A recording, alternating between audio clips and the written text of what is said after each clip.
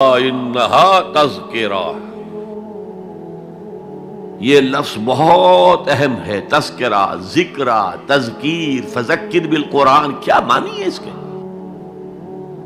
یاد دہانی صحیح ترین ترجمہ ہے، یاد دہانی۔ ایک ہے کسی کو کچھ سکھانا، نئی بات سکھانا، ایک ہے یاد دہانی۔ اسے ایک چیز معلوم تھی، کوئی بھول گیا، یاد کرانا۔ جیسے آپ کے کسی دوست نے آپ کو بہت قیمتی قلم دیا تھا، آپ نے اسے بہت سنبھال کر اپنے ٹرنک میں رکھ دیا۔ اب سال ہا سال ہو گئے، نہ دوست سے ملاقات، نہ وہ یاد۔ اچانک آپ نے کسی روز ٹرنک کھولا اور وہ قلم آ گیا، تو آپ کو دوست یاد آ جائے گا کہ نہیں؟ اسی لیے قرآن آفاق و انفس کے لیے آیات کہتا ہے، ہم اپنی آیات دکھائیں گے تمہیں، نشانی جس کو دیکھ کر تم ہمیں پہچانو گے۔ اور تذکرہ کا مطلب کیا ہے؟ پوٹینشلی ایمان ہر انسان کے دل میں موجود ہے۔ یہ جو روح جو ہمارے قلب کی مسکن نکین ہے، اس میں اللہ کی معرفت بھی ہے، اللہ کی محبت بھی ہے۔ البتہ ذہول کے پردے پڑ گئے ہیں، بھول اور نسیان طاری ہو گیا ہے، ہم دنیا ہی کے اندر گم ہو کر رہ گئے ہیں، ہماری ساری دلچسپیاں دنیا سے ہیں، لہذا ہماری توجہ ہی نہیں ہے۔ ورنہ ہر انسان کے دل میں یہ جو یہاں ہندوستان میں کہتے ہیں آتما اور پرماتما، آتما اور پرماتما کا تو تعلق بہت گہرا ہے۔ ابتدا میں بنا دی گئی تھی ارواح، جب ہم سب کے سب تمام انسان آدم سے لے کر اور تا قیامت جو انسان آئے گا دنیا میں، ان سب کی ارواح پیدا کر دی گئی، اور پوچھا گیا الستو بربکم قالوا بلا، یاد ہے؟ لہذا یہ تذکرہ ہے، یہ یاد دہانی ہے، تمہارے اندر موجود ہے، اللہ کی معرفت بھی موجود ہے، اللہ کی محبت بھی موجود ہے۔ لیکن کلا بل ران علی قلوبہم ما کانوا یعملون، ان کے دلوں پر زنگ آ گیا ہے اب ان کے اعمال کی وجہ سے،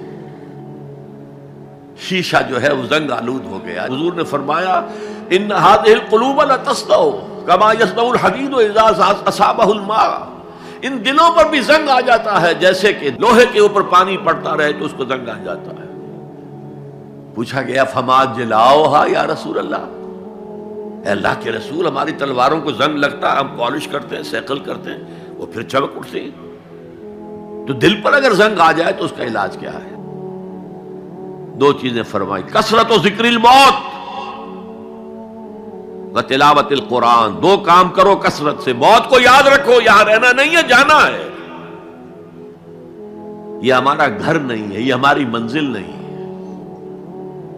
ہمارا اصل گھر جو حضور نے فرمایا انما الدنیا خلقت لکم وانتم خلقتم للآخرہ، یہ دنیا تمہارے لیے بنائی گئی، تم آخرت کے لیے بنائے گئے ہو۔ اسی لیے حضور نے فرمایا کن فی الدنیا کانک غریب وعابر السبیل،